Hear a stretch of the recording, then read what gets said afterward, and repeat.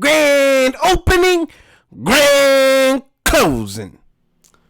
Welcome, my friends, my family, my fellow gamers. Your only friend is YouTube Streets, Puerto77. So, the big news of the day. Boom. Xbox, Microsoft, Sony, PlayStation signed a deal to ensure that Call of Duty will remain on PlayStation, and it looks like it's the 10-year deal, right? This pretty much is how would you say, the nail in the coffin. It pretty much signals that Microsoft achieved their goal, or pretty much it's achieved their goal to acquire ABK. Sony fought to prevent it because that was their ultimate goal. But with the FTC losing their case, it was pretty much the CMA really the only governing body, and Microsoft could easily bypass or whatever. I'm not going to get into that because I haven't even watched any of that stuff. But ultimately, with Sony and Xbox, PlayStation, whatever, signing the deal, this signals that at this point, there's no reason for anybody to stop Microsoft from acquiring ABK. So that puts it at an end.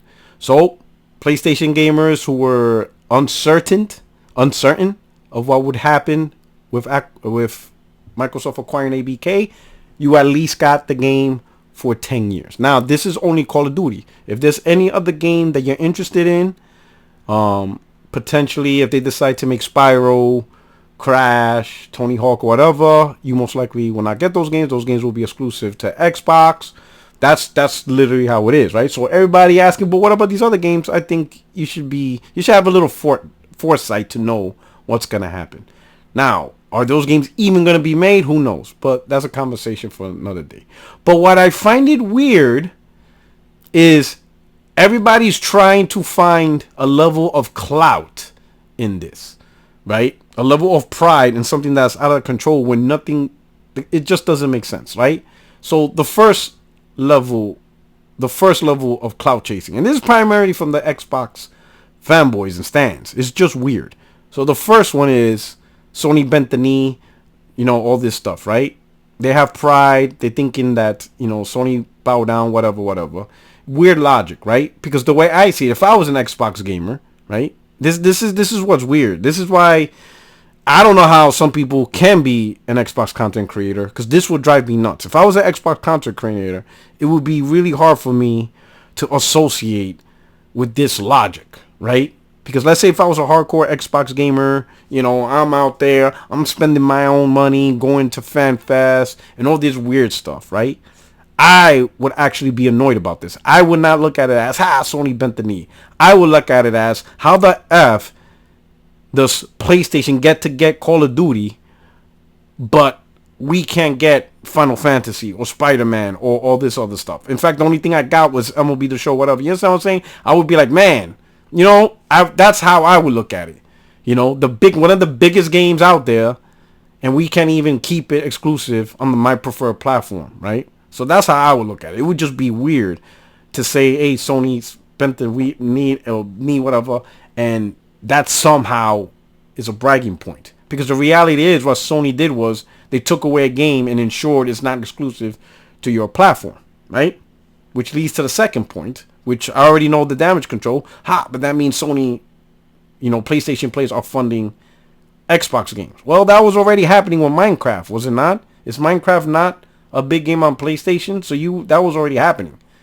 And then vice versa, if that's the logic that's gonna take, right? I mean, I guess whatever, but wouldn't that mean right here Xbox gamers are funding PlayStation games? I mean, you got Destiny, and Destiny's owned by Sony. Sure, they're independent in decision making, but all that revenue money stuff is going into fund Sony and all that stuff, right? And their next game, Marathon, which is going to be on Xbox, guess what? When you buy it, you're funding Sony. You're putting money in Sony's pocket. So does that really matter? Like, is that an actual argument in the gaming community now of who funding what money, whatever? And let's say that is a bragging point. Let's say the bragging point, and you really feel good knowing that PlayStation gamers who do play Call of Duty, right? Regardless of their stands or actual legit gamers, whatever, and all those billions is going into Microsoft, Game Pass and all that, so you can get more, right? Let's say that's the logic, right? That it's all about the money, and the more PlayStation fans buy Call of Duty, pay for money transactions, all that stuff, the better it is for Xbox gamers, because that's more money for AAA development. If that's your logic, then don't you want Starfield, Indiana Jones to go on PlayStation 2, right? Because FTC, we're saying that it would have been projected that those games would have sold 10 million a piece on PlayStation. Imagine that, Starfield, just 10 million alone on the PlayStation 5. Indiana Jones, 10 million alone at starting at $70 on PlayStation 5. Now, wouldn't all that money also, 70% of it, going back to Microsoft? Because that's the cut, right? 70-30. Wouldn't that also fund more PlayStation games? Wouldn't that subsidize Game Pass? So if you're really all about the money, then wouldn't you be advocating like, no, put Starfield on PlayStation, because that subsidizes Game Pass and keeps it at a low price, and we'll get all the games. So I don't understand the Xbox stands. Like, your arguments are just weird. Like, you don't want PlayStation games, but then you do because of the money, whatever, right? And then here's another fact. Not a fact, but here's another viewpoint. Is PlayStation funding, right? Like, if a gamer buys Call of Duty, a PlayStation gamer buys Call of Duty, oh, you're funding Xbox games. Or you can look at it as Microsoft is putting in the resources, the money, the development to help fund PlayStation games. Now everybody's going to think, what are you talking about, Puerto Rock? Well, Jim Ryan did say that third party and the money they make off the third party helps fund PlayStation games. So some of those games leaving PlayStation actually hurts PlayStation, because that's all part of the ecosystem. That's all part of the dollars, right? The money transactions, console sales, first party sales, third party sales, all of that combined is that pool of money that helps them fund games, that helps them do R&D for console, that helps them invest in VR and do that stupid ass Q Lite, whatever. All of that plays a role. So by Microsoft now taking over Call of Duty, now they're responsible to spend the money to create Call of Duty. All Sony's doing is like, yeah, all that work you're doing, yeah, we'll let you play it, and you're going to get 70%, but we keep 30% of your work. That's all 30-party relationships is for any platform. Somebody else doing the work, and you just get 30%. You get that royalty.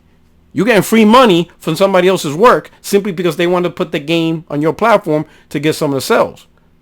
Isn't that what Sony said they do? So technically speaking, by Microsoft allowing Call of Duty on PlayStation, that revenue stream that Sony talked about, 800 million just North America alone, whatever, which now is going to be more, right? And I'll explain why. It's going to be more. Sony's still getting that royalty revenue from Call of Duty as part of their business model. Now it's going to get even more, I would assume. Now, the only reason why I would assume, this is just my viewpoint, right? When it was this deal with Activision, they had the marketing rights, they had all this stuff, right? But because of all that, Sony didn't get the full 70-30 split. They didn't get the 30% split. According to the FTC and all the information that's released, it was a lot lower. Activision and Call of Duty was one of those games that Activision kept more of their money. Potentially could have been an 80-20 split, maybe even an 85-15 split, meaning 85% goes to Activision, 15% goes to Sony, right? So Sony did not get the full 30. Those are one of those games relationship that more money went to Activision. Activision had that pool. Who's to say that Microsoft has the same deal? For all you know, Sony's like, hey, Sony could be like, hey, we don't got marketing rights, we lost all that, blah, blah, blah. You're just Gen Pop now. And what I mean by Gen Pop is you're no different than any other third party. The deal's 70-30. So you don't have that 85-15 deal. 70-30. You get 70%, we get 30, which means you're going to see bigger revenue on the PlayStation side. Because they didn't get the full 30 before. Now they're going to get the full 30.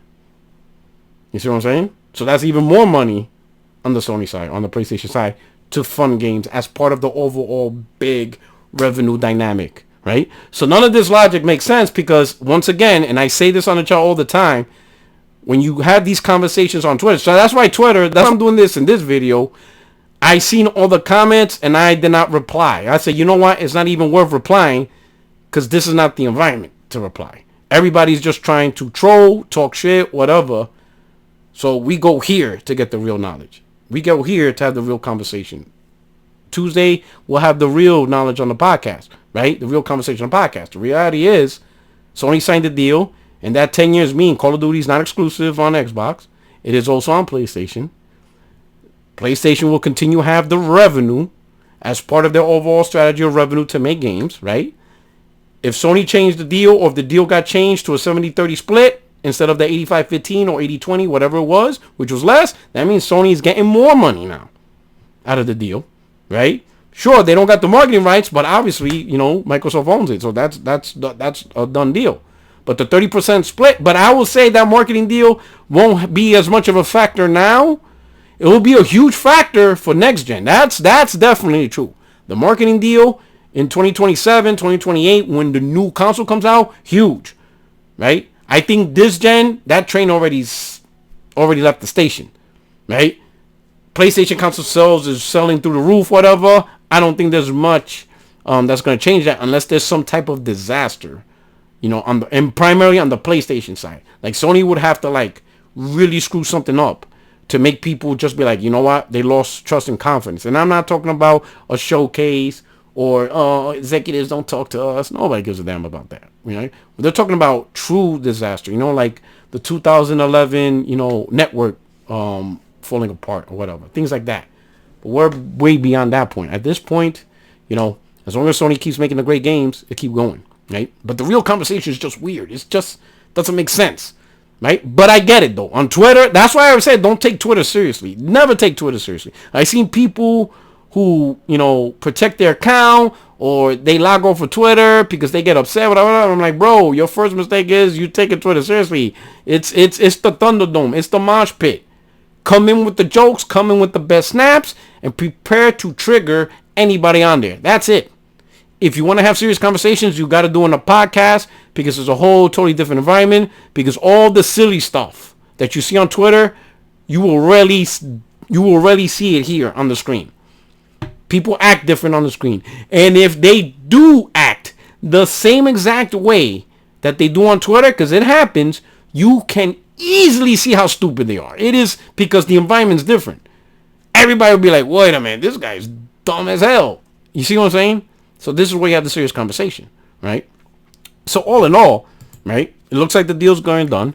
Call of Duty will run on PlayStation. So all you PlayStation gamers that play Call of Duty, that's your go-to game, right? You still get on your console. Question is, are you guys going to move on Xbox? I don't know. That's really beyond me. As far as everything else, people talking about Spyro, Crash, and all that stuff, I'm going to be honest, that conversation's fake. Because half of the people that are talking about it ain't even going to buy it. The Xbox guy is probably going to play it only because it's on Game Pass. But on the PlayStation side, hardly anyone would have bought it anyway. Even if it was on PlayStation. I'm going to be honest. Those games ain't going to be selling 10 million, whatever. But that's a totally different conversation. We're going to talk about it on the podcast. But as far as this goes, you know what I'm saying? I don't see the actual shit talking. But hey, enjoy it. Enjoy the shit talking. The reality is, Call of Duty is still on PlayStation. For those who want to, for those who care, and stuff like that. Me, as I said before, ABK, I haven't really played Call of Duty. The last time I bought Call of Duty was 2018 Black Ops 4. After that, I was like, I was already in my last legs. 2018 was the final straw, and I haven't touched it since. I haven't bought it since. I borrowed it, whatever, and if you do look at my profile, it was only single player. Barely didn't even boot up the multiplayer. Don't even have Warzone downloaded on my console, whatever. To me, the games I am interested in is more on the Bethesda side. You know, I'm more interested in Elder Scrolls Fallout and seeing hopefully how Starfield comes out. Hopefully it's a decent game. All I'm asking is for a decent game that's in line with Fallout and Elder Scrolls type gameplay, and I'm happy. I don't need it to be Game of the Year bang or whatever. I just need it to give me the same enjoyment Fallout and Elder Scrolls does. You do that, we're good. That's all I need. Don't do no weird shit beyond that, and I'm happy, right? But anyway, you let me know what you think. Are you one of those weirdos with the whole you're funding games, like, you know, and same thing on the PlayStation side, like, are you on the whole Xbox buys Bungie games for the funding? Like, I don't know. You let me know in the comment section what you think about this. And if you're Call of Duty, this is what I really want to know. And please be honest. If you are an actual Call of Duty guy, like that's your main game on PlayStation, and you watch my channel, right? Hopefully you subscribe.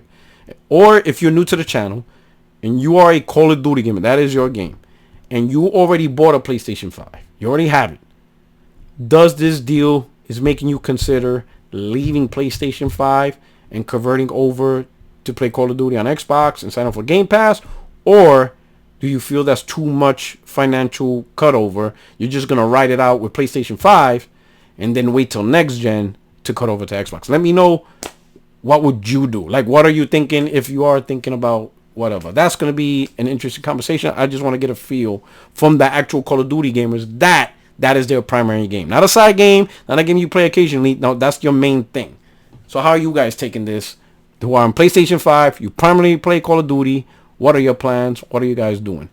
And believe me, I know some of you Xbox are going to pretend, I'm a long-time PlayStation fan and I'm done. Believe me, you guys are so fake. Believe me, I can pick you guys out right out of the comment section. So let's keep it honest. I want to know the true fans.